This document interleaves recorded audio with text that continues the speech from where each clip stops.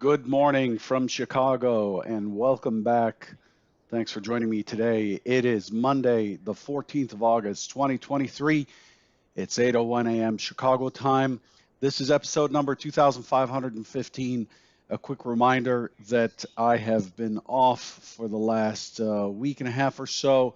I was also not feeling well before I left, so I've been kind of off for about 2 weeks. So getting back into the swing of things, and looks like once again I came through for you by taking a vacation. I brought in some volatility in terms of selling off. We saw the rotations pop higher over the last week or so. So I'm very happy to be of service to you again with my FT71 volatility vacation booster indicator. Whenever I'm going on vacation, you're going to get some volatility. That's just the way it works. It's been like this, believe it or not, it's been like this for like 10 years. Every time I take off, like China implodes or North Korea sends a missile or something.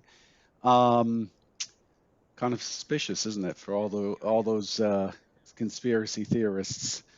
Okay, so let's get to it. I want to remind you that derivatives trading is not suitable for all investors. Past performance is not necessarily indicative of future results. Let's take a look at the summary sheet here. All right, here we go. So here's the conversion trading pre-market summary sheet. This morning we had a very interesting open. We actually dropped across the indices. The APAC region was weak this morning. Negative news out of China relating to real estate, and the stimulus that the government's trying to push through is not really having an effect. And so the market sold off. And then once Europe came online, it ripped higher. We'll look at the charts in a minute. It ripped higher and actually went positive on the day. The S&P breached 4,500 and pushed above there, with the NASDAQ pushing 15,225. So about 150 points higher from here. And then we just sold off again. Overall, mixed open this morning. The Russell's weak. The DAX is strong. U.S. retail sales Tuesday and Wednesday are what's on deck. We've got GDP growth tonight. So since it's Monday, and I've been gone for 2 weeks, I thought I would do a catch up, but it's just too long for me to walk you through the process of looking at where we were, what I expected at that point, catching up with that last video, and my expectation that the structure below us was weak and we were likely to roll over, which we did. But it's not because I'm great at predicting, it's because that's what the chart is showing, and I'm just telling you, I'm just reading the chart. But since it's Monday, we want to look at what's ahead for the week that could have an impact. And we have GDP growth this evening for Japan, pretty key figure. The forecast 3.1%, the prior's 2.7. And in the RBA meeting minutes, not so important. Industrial production out of China is going to be important today, 4.4% in line with prior. Tomorrow, Great Britain gets its unemployment rate. And then really important for Germany, the ZEW Economic Sentiment Index. The German sentiment on the economy is teetering. And so that's going to be important. Then we get the inflation rate out of Canada, not so significant. Retail sales out of the U.S. tomorrow morning as well. Wednesday, inflation rate out of Great Britain. And then building permits. So we're going to see how that's going to inform the BOE. Building permits out of the U.S. FOMC minutes, might see some movement there on Wednesday. Balance of trade, and then we get inflation out of Japan on Thursday night, and then we get retail sales out of Great Britain. So you can see that the calendar doesn't have too much on it. In addition to that, we have Home Depot, Target, Walmart, so really big box retailers this coming week. Overall, the majority or the great part of the earnings cycle is done with. Um, Goldman Sachs expects the Fed to begin cutting rates by the end of June next year at a gradual pace. They expect uh, a quarter point per quarter, or once per quarter. Uh, Country Garden took a beating. It defaulted, and its trading was halted on it. This is the reason for the China breakdown this morning. It missed payments on high-yielding investment trusts. Tesla cuts the Model Y performance and Model Y long-range prices in China during this electric vehicle war that's going on there. U.S. Steel rejects a $7.3 billion takeover offer from Cleveland Cliffs. Those are the big headlines. What's interesting? Why is this not? Let's see. Let me just see why we are not getting an update on inventories. Oh, the inventory is approximately 0%, I guess. I'm amazed that the overnight inventory is exactly 0%. Suspicious. What else is on deck? We had the inflation numbers last week, a little bit hotter than expected. We've been in a disinflationary cycle now for 3 quarters, and the market is concerned that this is over, that the Fed might have to pause on, might have to, uptick still. What else is there? That's really it. Those are the real big pieces. Notice the rotations this week. These have been updated. As of last night. We had an uptick in rotations all of last week. We had some volatility expansion, so just be aware that that's going on for your stops and targets. The S&P popped a little bit higher to 4.75 points per rotation. Let me just double check. 4.75. The prior's 4. So it popped pretty good. Prior being from 2 weeks ago when I last did it. The NASDAQ went to 22.75 from about 21. The RTY went to 3 points from 2.8. And the YM went from 27 points to 33 points. And the crude went from 21 to 22, so not that much.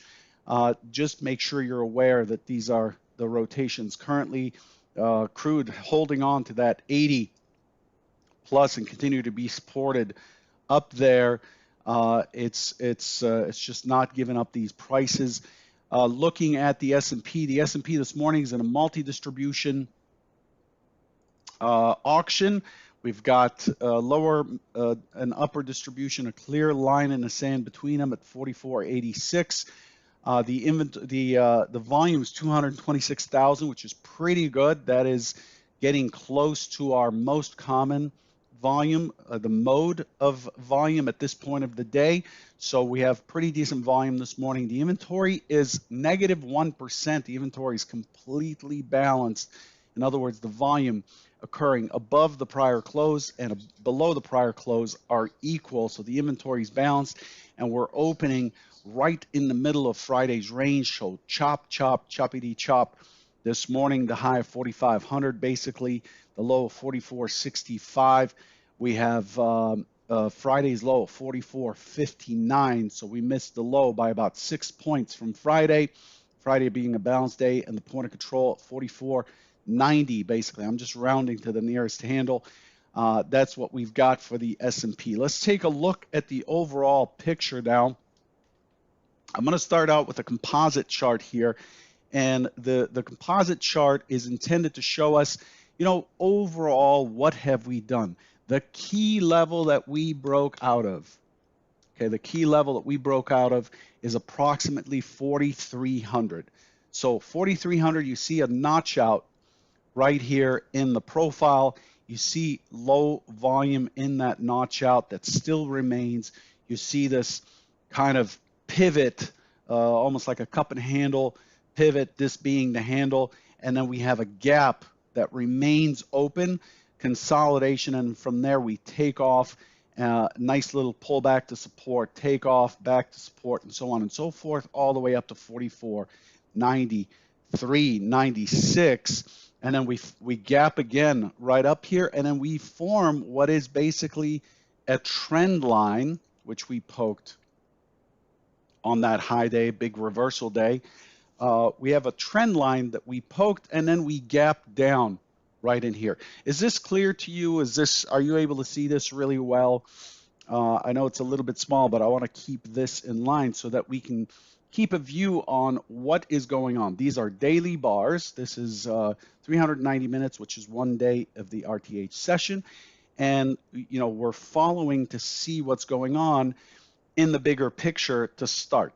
The pullback to 44.93, 44.98 held for a little bit last week when I was not here, and then we poked through and we pulled back down, and what we pulled back into is we pulled right back into this kind of contested area with support in that 44, 55, 59 area, and that's where we held on Friday. Friday we opened in a gap down, tested down, shot up, pulled back, and then just went sideways.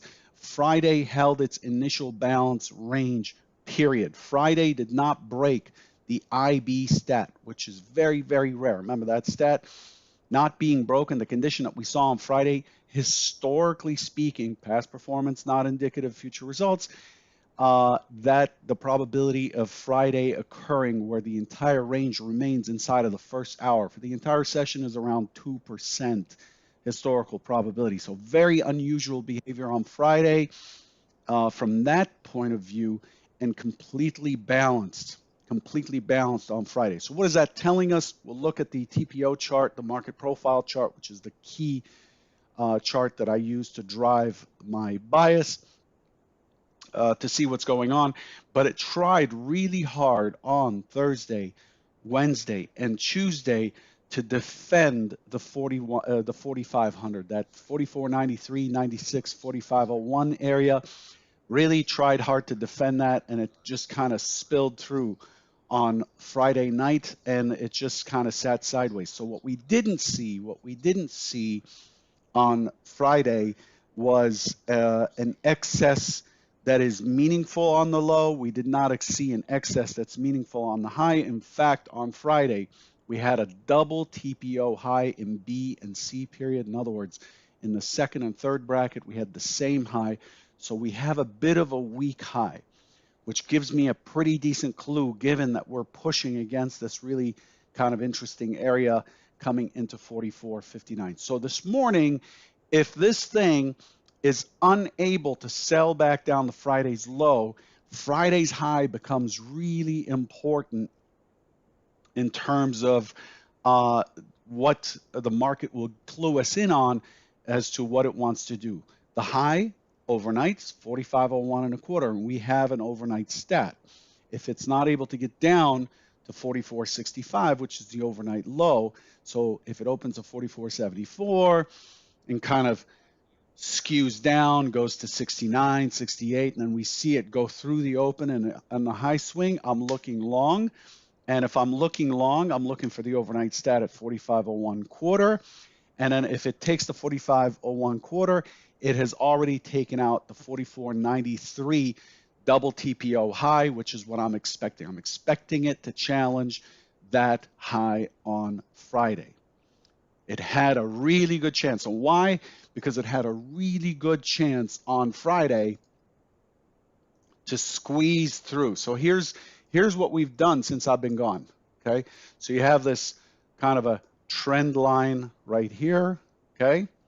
Trend line gets kind of mucked through, but it doesn't really mean much because it can poke through, come back in, and continue to surf that trend line. What is significant is that it opened in a gap, unable to return that day on the 3rd, which was the Thursday after I left. I left on Wednesday. I think Thursday we had the gap. That day, if you got long that day, I'm going to just wring your neck because it's just so obvious that it was in this nice little kind of really difficult trend up, and it slumps through the trend, and then you have a gap down through a significant area away from the 4602 POC on the composite, and we're gapping down. So all you had to do on that Thursday is check to see how well the buyers are doing on the open. If buyers have real interest and they see it as cheap, you'll see it open, drive, responsive, boom, push right up into 4,600. And that's all she wrote. And then all the shorts overnight get squeezed. And you're back to the status quo of trying to get back up to the 46.33. But it didn't do that.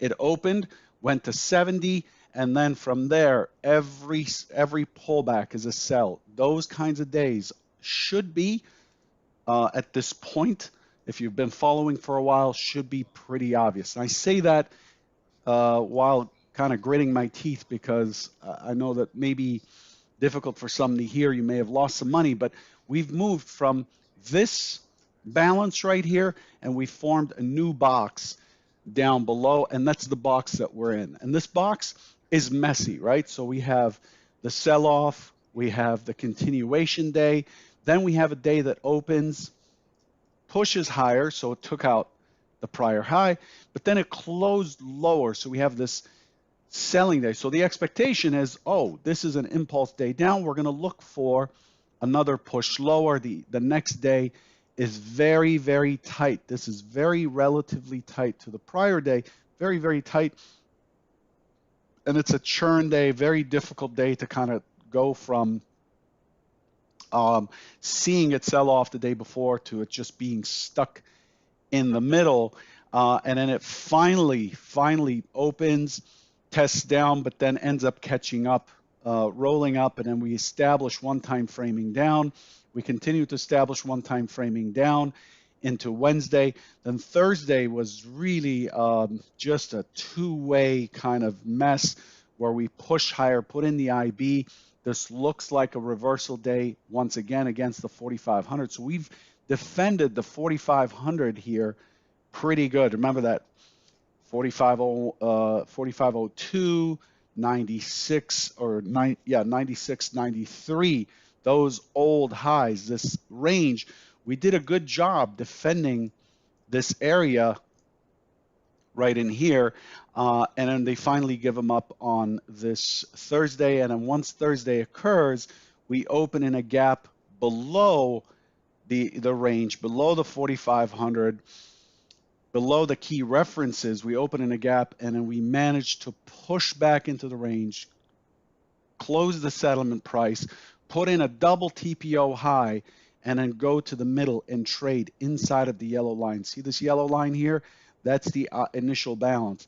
And we traded inside of the initial balance for the entire session.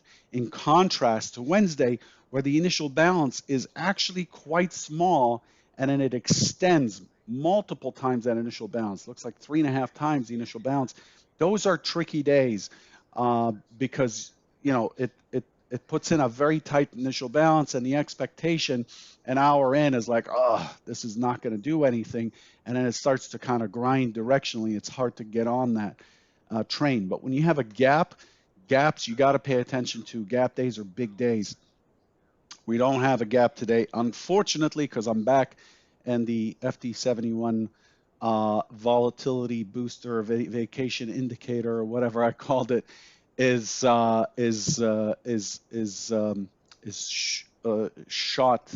shut off because I'm at my desk, and the volatility just goes away when I'm here, I guess. But that's not really true. But it's just going to be it's very, very likely to be a quiet day. Overall, the S&P is in a grind. There's been a lot of kind of bubbly stock buying. The AI frenzy we saw that drove the Nasdaq. The Nasdaq was down quite a bit last week, like 2.5% or something. The Nasdaq really has corrected quite a bit. But overall, we're still above that big line that I showed you on the composite right here. we're still in this upper distribution for the year. So we put this in February, we broke it in June, so we spent the first half of the year below the 4,300, okay? And we are way up here. So we haven't given up that much territory. The current range is really 4,300 to 4,650 for everything from June onwards. And this is just a very calculated kind of grindy pullback with a gap above. So we have a little bit of poor structure up above, but we have a ways to go. We got to clear 45.50 to get to that poor structure. So this morning, unless something really dramatically changes, the expectation is it's likely to grind its way through. So let's take a look at this chart here, where I have these kind of pseudo stock zones and their origin. And you could see that, we have the 44.93 area to 45.02 area. This is kind of like your bull bear kind of line in the sand. And this is very interesting that it stopped at 45.01 overnight. And we have that double top from Friday at 93. So 93 this morning, like as the market approaches 93 this morning, you've got to pay very close attention to how it treats that 93. That'll tell you if there's enough of, if these guys are on enough Red Bull or have enough energy to push through to the overnight stat, to take out the prior high, the overnight stat, and start working themselves back into the 45.20-ish area, which is the next resistance up. So 93 to 02, very important test area, 93 being the double TPO high from Friday, and that's our first indication that, hey, buyers have something behind them. And I expect it, if it takes the 93, I expect it to kind of grind its way up into the overnight stat. We do have the low at 59, and that'll be the other line in the sand. So to me, it's a lot. There's going to be a lot of waiting this morning. You're going to have to be patient and just wait out what it wants to do. The overnight shows us an over underline at 83. 83 is the mid for the overnight session, and it's the low volume node. So the shortest term line in the sand is 83. The bigger line in the sand is 93. And then if it clears the 02, we may see a push to 20, 45.20. If not, if it opens a 44.70 where it is now and has a hard time finding buyers to push to 93 or 83, 83 to 93, the mid line in the sand overnight, 93 double TPO high, and then finally to the overnight high to give us the overnight stat. If it has a hard time with that, then the expectation is 59 is likely to be challenged, okay? And if we challenge 59, we have 56 as a naked point of control. And then from there, it's 44.50 is the line, is the next big line to test. And that's the extent to which I think today is going to move. There's no news flow. There's nothing new to price in at the moment. And so, temper your expectations. That's the key element here. What do we have for the NASDAQ? NASDAQ, relatively similar story, except the NASDAQ had a big run. So you could see the NASDAQ had a really much stronger run against the S&P, but it's also had a much bigger correction. So the NASDAQ, to me, has some pretty clear structures as well. Here you can see the NASDAQ next price up is right in here. The line in the sand for the NASDAQ early on is 15,139. It went to 15,225 this morning, and then from there, if it clears the 15,225, you're good till 15,300 in the NASDAQ before you start running into the next low volume node and the next set of resistance bands. Below us, we're trading right against this last low from early July, which we poked through on Friday. We're trading right against it. The NASDAQ looks relatively weaker. So if the NASDAQ doesn't do a gap to settle trade early on, in other words, it doesn't push immediately to 15,095, then I'm going to have a short skew, which will also put me in a short skew in the ES to challenge 44.59 in ES, and then in the NASDAQ, that would be Friday's low down here at in the 30s, 15,030. We took out that low in the overnight session, and the NASDAQ looks like it wants to challenge the 15,000 below. Okay, so I know that's a lot to digest here. I'm out of time, but overall, you can see the NASDAQ here having done a completely balanced day on Friday. Also, the NASDAQ opened, challenged the last two highs, but ended up finishing lower with a lower low, and in the next day gap, unable to maintain, returning to above 15,200, and ended up finishing below 15,100. The NASDAQ still hasn't found its buyers. I expect it to continue to find its flow to the downside. Okay? Anyway, we're going into the trading session. Relative delta, if you look at the relative delta, this is MBO data, very accurate, running throughout the session. There was a point where we ran up on the European Open. See that? Very, very decent run up with large lots buying, but large lots rebalanced at 7 o'clock, and everything is pointing downwards. Okay, so what this is telling me is the ES 83, watch for a reaction, potential entry point. Pushes through 93, the double TPO, let it squeeze through, and if it continues to squeeze through, the shorts are off. If it squeezes through and falls back in, puts in a lower high, that's a potential entry between 83 and 93, aiming for 59 in the S&P, and meeting with how the relative delta is going. That would be the direction. And then the NASDAQ, same thing, huge buying spree, very large lots right at the European Open, right after the European Open, but the small lots challenging and winning. The overall delta is negative, and the large delta is falling off. Very large lots sitting sideways. The NASDAQ seems, and it's below its overnight VWAP. To me, any retest of the prior settlement is likely to be a short, looking for a push to 15,020, and then to challenge the 15,000 below.